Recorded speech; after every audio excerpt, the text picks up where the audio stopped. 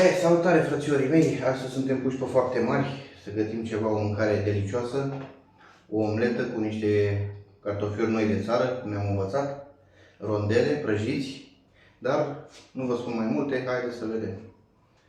Deci prima dată vom tăia cartofiuri, o să-i tăiem rondele rotunde.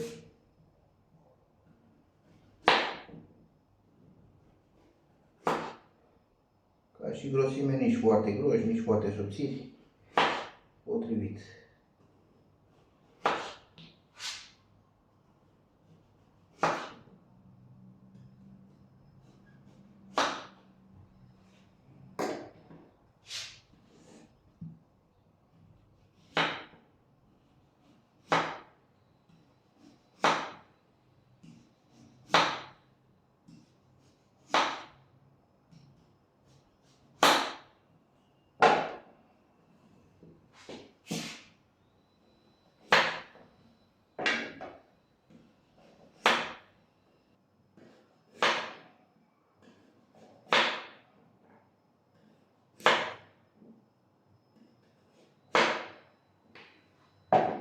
Cred că ne ajung aceste rondele. Vom pune în acest bol. Adăugăm peste rondele de cartofi puțin ulei, sare,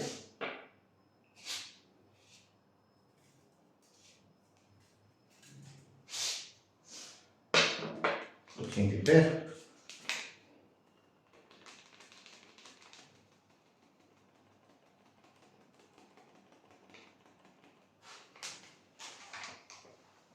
amestecăm un pic.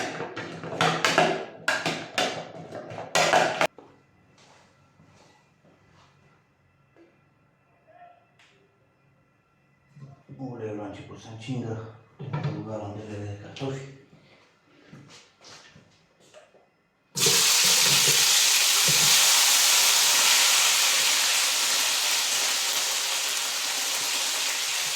Întindem foarte bine, dacă au loc toate să stea pe fundul filei.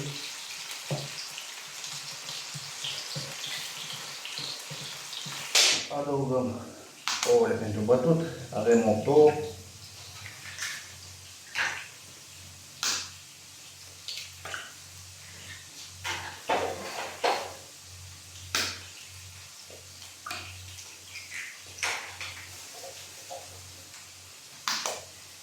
Știți că suntem contratimp, avem pauza de masă, ne încălzim să facem repede mâncărica și vreau să ne continuăm activitatea, nu?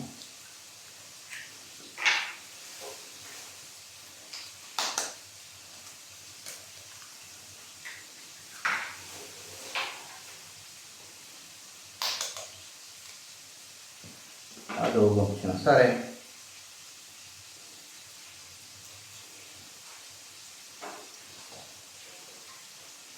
Cui îi place piperul mai mult, mai putem pune și nouă puțin piper.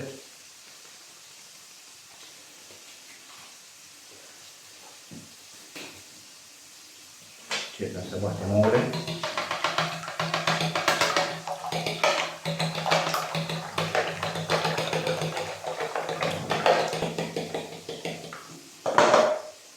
Și avem aici brânză dulce și smântânită.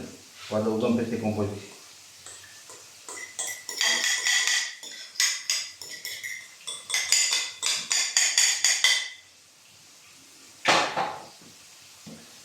Și mestecăm cu totul.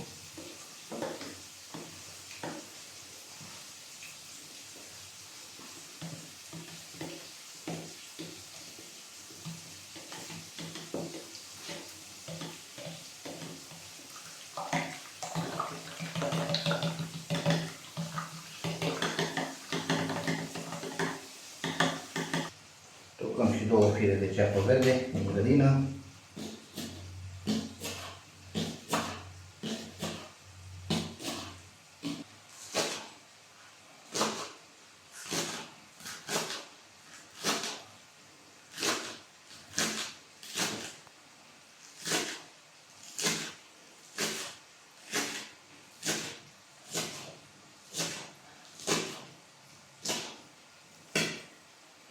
Adăugăm peste compoziția noastră ceapa verde.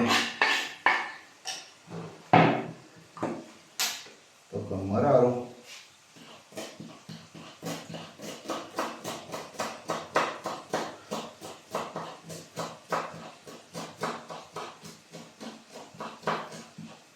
Mie îmi place mai mult. Fiecare pune cât vrea, mai puțin, mai mult. Sunt puțin contratimp, după cum vedeți, mă grăbesc. Facem repede.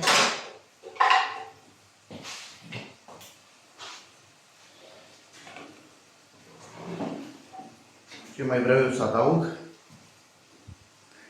Niște morcov răzuit. Pe partea subțire.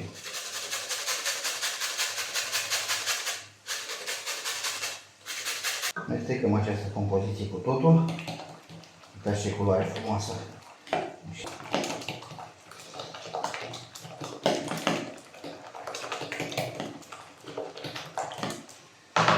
Așa arată. Cartofiul a început să luminească. Venim compoziția și o punem deasupra. Focul trebuie să fie mai mic, nu trebuie foarte puternic. În funcție pe ce gătiți. Să nu se ardă. Punem și un capac. Eu am acest capac de tablă. Îl punem pe ăsta, deocamdată, și o lăsăm. Verificăm puțin. Începe ușor, ușor. Se închege. Și acum trebuie să avem un platoaj în asta, o farfurie mai mare și încercăm să întoarcem această compoziție. Punem platoajul. Întoarcem invers și punem pe partea cealaltă.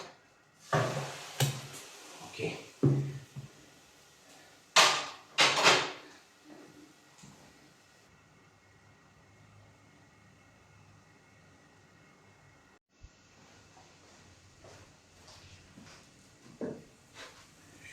Noastră este cam gata.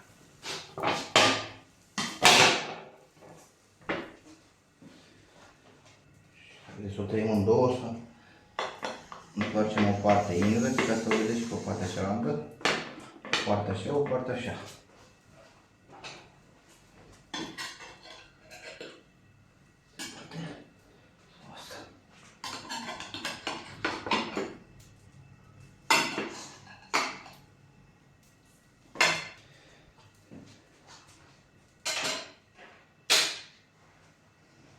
Cam așa.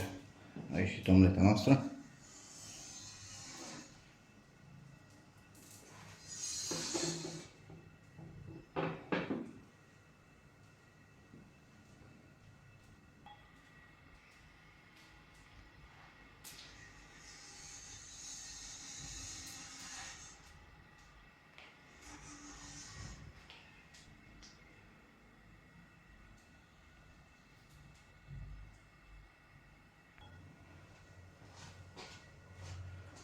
Haideți să și gustăm un pic, să vedem ce a ieșit. Să nu ziceți că eu nu gust niciodată din ceea ce fac sau nu mănânc. Ia uitați cum arată.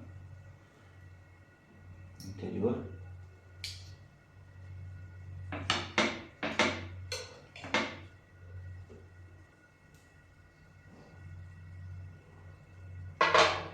Hai să gustăm.